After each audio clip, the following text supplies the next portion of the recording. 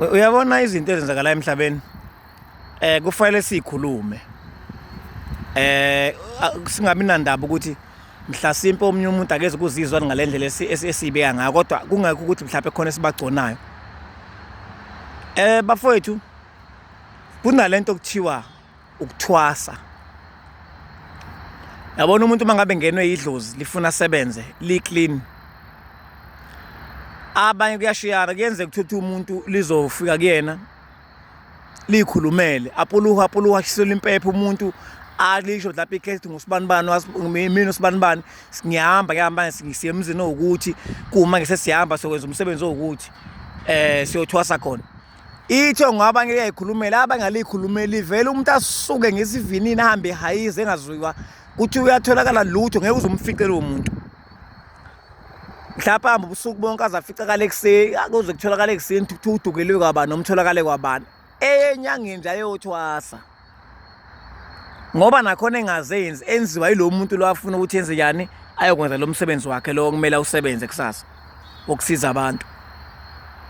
Ngiqala nje mina kule minyaka namhlanje ukuthi siwuvela ufaka upheke isulukesi upheke ingubo zakho upheke uqede uhamba uthi ayisanibona ngizothwasa yimini usibani nanokuthi abantu bayahamba beye kubathandaza uthola ukuthi noma umuntu uyangumuntu ozofike amdidisele into zakhe amnikeze nomuthi wokuthi aphuphe emthwasisa kube sengazi ukuthi ngampela kumele ethwasa kanti umuntu ufunakala amagobongo hayi ukuthwasa unemimoya.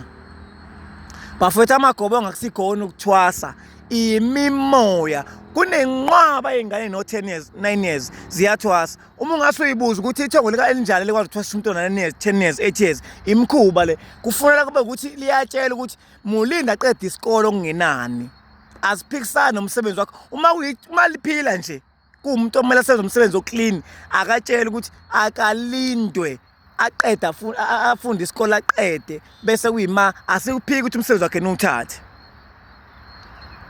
Ngeke ngane zakwethu ngeke awukwazi uthathele ngokungathi uyemonje egethiwe uyothwasa. Ilento ukuthi abantu abaningi ziyabuya izanuse eziningi ayibhuli. Uyabuya umuntu akasebenzi, uyabuya umuntu uhleli akasiyena lo muntu ongomela ngabe uyena. Kufuze abe ngena abantu bayalakanyana bayaphuma bayalakanyana thwasa yakubani ungema lapha uyasiza ngempela thiwa alifaka impela emandeni lapha ayikhona. Uma usufike ngema utshela into zakhe njengoba zinjalo. Kodwa mangabe ngisuke ngayiwokhela ngathi ngiyothwasa kuzokwenza inkinga eziningi lokuthi umsebenzi ungahambi ngendlela ngoba ubona abantu izangoma eziningi ezikhona emhlabeni zingabhuli ngempela. Hayi bafethu ngeke awukwazi uthathele iwokhe ngathi uyele emoli yothwasa uma ngabe kuwukuthi kumele kusebenze umuntu ngempela ongenile oclean futhi hayi nomuntu ozokuvela kwenza into engalungile ozokwenza umsebenzi omngqengili cha.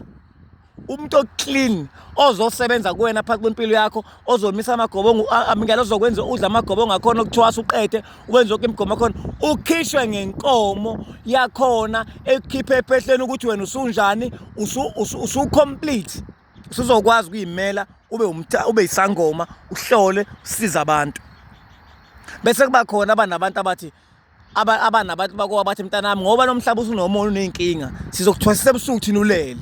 Kunabantu thothi imwabo nje ihamba ithwasa bafundisa imithi ebusuku belele lento yomoya. Bafethu ngeke akwazi ingane ezincane ezingaka sizoba izangoma zonke. Akwazi futhi ukuthi umuntu uzovela phekhe isulukesi hayi sezwe ke ngasho ethi uyahamba uyothwasa kwabani kanjani ngoba ngishabo ukuthi kuyavela ukuthi kumele usebenze ngabantu kusasa kuyozenzakalela mase kufanele hayi udove usuke nje ugeze ugqoke ugcobe ethi uyahamba. Hayi bafethu angifuna uqama ngalokho angikwazi kusuke kusho umkhuba kwakhona lokho. Ngiyabonga ngethuba.